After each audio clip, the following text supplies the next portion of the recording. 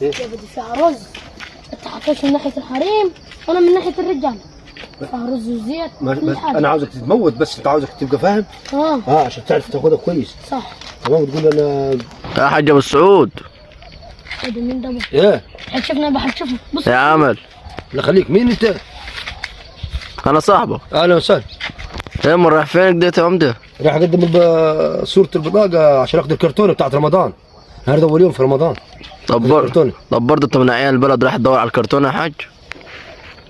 دي فيها الكرتونة ورد من الصالح بالغنى ولا الفقير دي؟ لا ازاي؟ دي معموله للفقر اصلا. انت راجل معاك وربنا مديك قادر تشتري. يا ورد ده عادي، حاجات حلوة. ده عندهم سكر كامل ورز من الحلو ده الخفيف لا لا لا، حاجة حلوة كويسة خالص بقول لك. حرام عليك والله. يا عم اسكت ولا حرام. بص يا ابوي حرام ترضى على نفسك. طب انت صايم يا عم. انت مالك؟ انتوا مالكم يا اخي بالكلام ده؟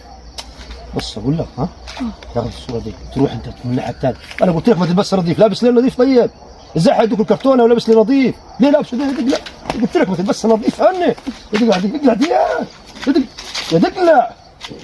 يا دقلع يا ابني. انت هتخرب. انت مش هتنفع. طب ولبست برضه فلين من تحت نظيفه؟ طب اعمل لك يابا تو مسبحني. بس ايوه وريه جاي. عاوزك الشركه دي تقول له زي ده، او عاوزك تعمل نفسك بهيم. يلا خش من الناحيه الثانيه وانا حاجه وراك. خلاص خلي دي كرتون اهو. عاوزك تتموت خالص. يلا خلص.